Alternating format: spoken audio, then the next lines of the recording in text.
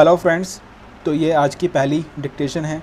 आपको सिर्फ इसको सुनकर इसको लिखना है स्टेनोग्राफी में अपना, और इसको टाइप करना है।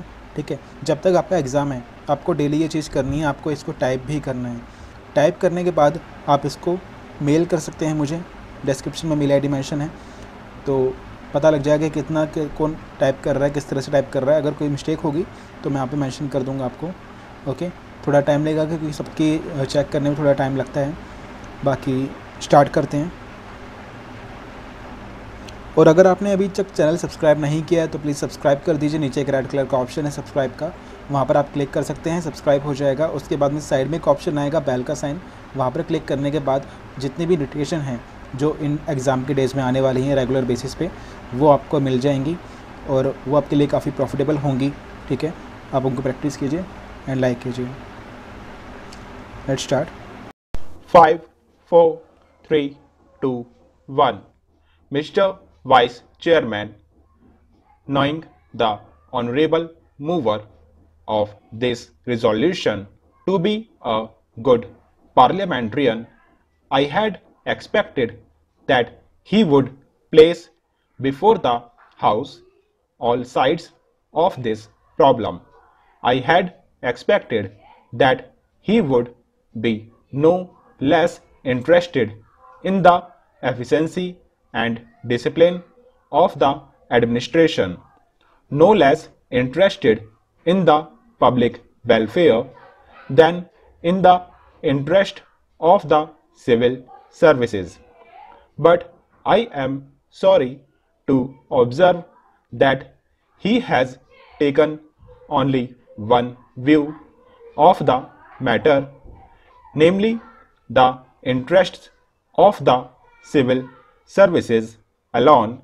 He has not at all dwelt upon the frightful consequences which a strike of the sort we had the misfortune to have would have had on the country and the people in general.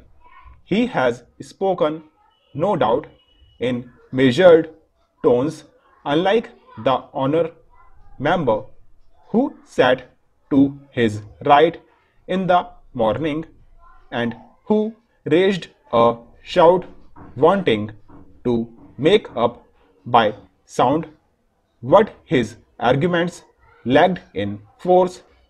I wish to submit to this House that it would be incorrect and it would be imprudent for this House to accept this resolution.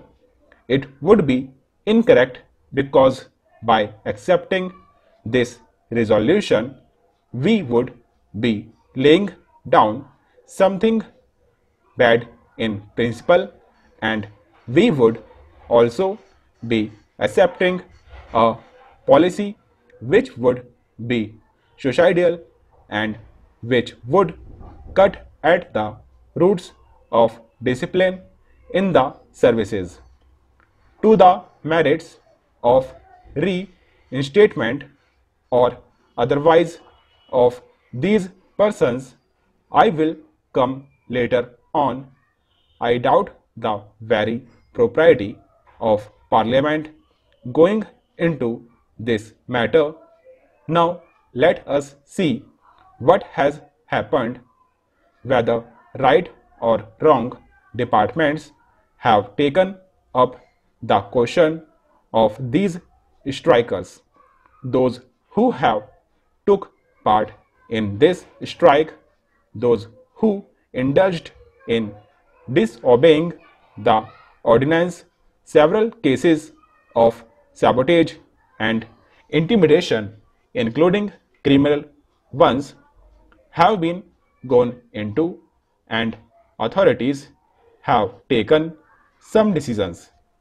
In some cases, the government have taken the decision, and in some cases, the departments have taken the decision.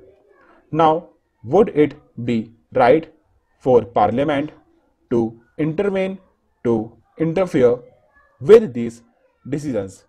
Suppose we do that. Suppose Parliament interfered with the decisions taken by the government or by the heads of departments. Tomorrow, with what face and with what authority can the head of a department extract surveys from his subordinates?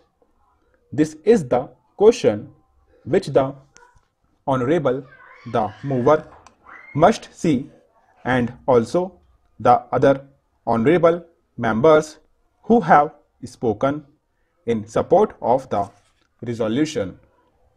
Unemployment is mounting up and we have not been able to generate enough employment opportunities to provide even for those people who are entering the labor market today, perhaps to the extent envisaged during the 10th plan.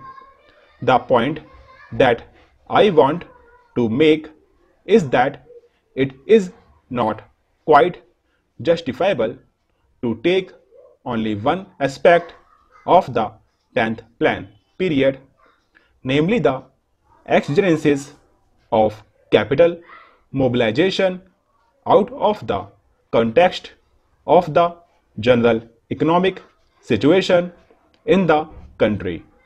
When we are therefore making this huge tax effort, we will have to apply our mind with equal seriousness, if not more, to see that the income generation in the community is as great as is envisaged, so that the savings and investments could be affected without disturbing unnecessarily the consumption pattern in the community.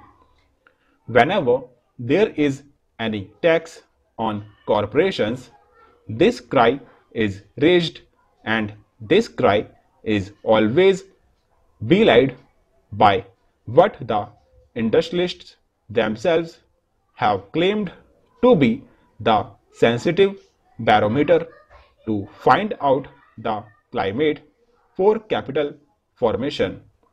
I mean the stock exchanges. This time the stock exchanges have reacted quite favorably to the budget proposals as a whole, which clearly shows that whatever else may be the merit of the present budget proposals, it is certainly not anti-capital. Last year also, the stock markets boomed up after the taxation proposals were announced. This time, though, they were a little hesitant at first. Ultimately, I think they have realized that there is nothing wrong with the taxation proposals, and they are now merely mounting up.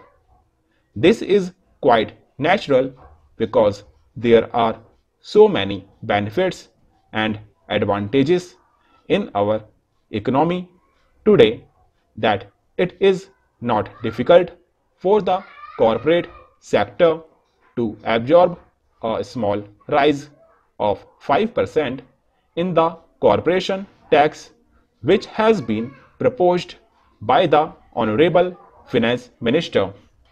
The economy of the nation today is more or less a closed economy because due to the lack of external finances, imports have been virtually prohibited.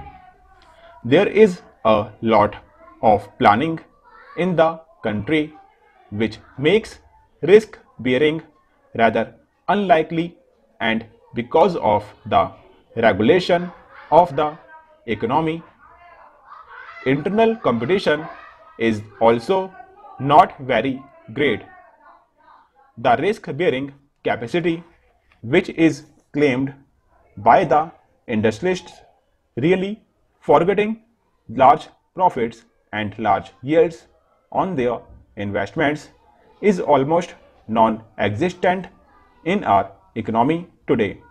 Our markets are expanding very fast and the money generated is much more than the production of commodities, with the result that there are shortage is almost every commodity. It should not be difficult for the industrialists to absorb the small rise of 5% in the corporate tax.